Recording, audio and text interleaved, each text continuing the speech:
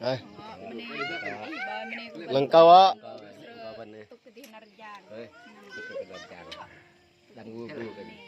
Lấy cái từng kia như cái nào em ạ. Lung kepala. Tunggu di bawah, no, tu pencak. Yang kia dah. Apa kayaknya kan? Apa kayaknya dok klip belum berak ngong ni. Shoot, wow. Baik kalau tu baik. Kuliah berat. Dok, lengkau kok. Dirang, boh, sama 4. Kalau di kia dah. Kelu saya kah nhung xài mò mấy ngày chặt cá dùng xác cá mà phải hợp nên là cài dân em phải chặt cá đừng cây bạn cắt bớt sọc cắt tóc bạc này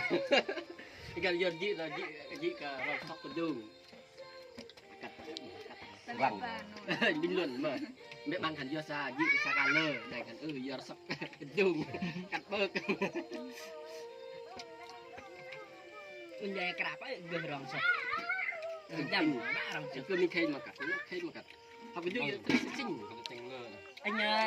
mình khay là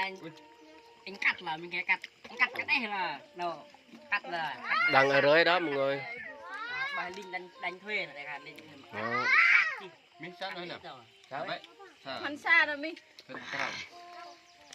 cái hạt cào cái đấy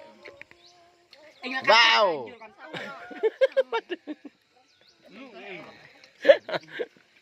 sọc về con tôm mà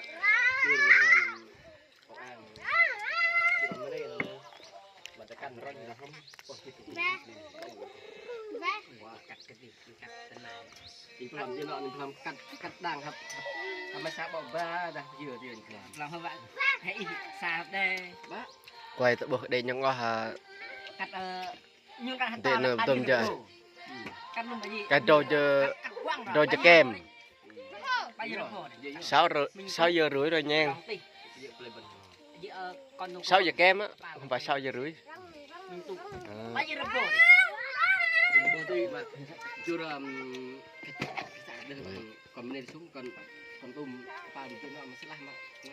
xa hắn xa cái đây cũng xa đi xa đừng gạo đừng hạ tọ nó ăn bạc tại ta có mọi người xa mi hắn xa mà cái hình dịch thôi mà dịch cái linh chân này sao bắt lấy tiền linh dịch mà cắt đi cắt gì mình chưa lắm bao nhiêu rồi bao đằng bao nhiêu quăng cắt lưng bà hùng cứ gỡ xa nọ sai dậy anh sao anh đây đi cái sao đó nằm này cái tung lại nữa nữa anh tung như kẹ tung từ gơ ấy và ăn cái bùi từng cái hạt phần lỗ bên nuôi em em còn bên đây là do nê gơ ta chết mà thôi á chỉ đằng này mới là bên quan thành bị phá lòng đi rồi mà cái chuyện lại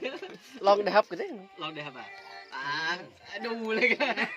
này mà cái leo cái đó đúng là cái leo luôn anh tự chân anh hẳn lên làm miệt đi hầm đây cả lòng nội anh tự chân đấy lo cái chắp gì lo lô cho mà nuôi hay cho bằng lẳng đấy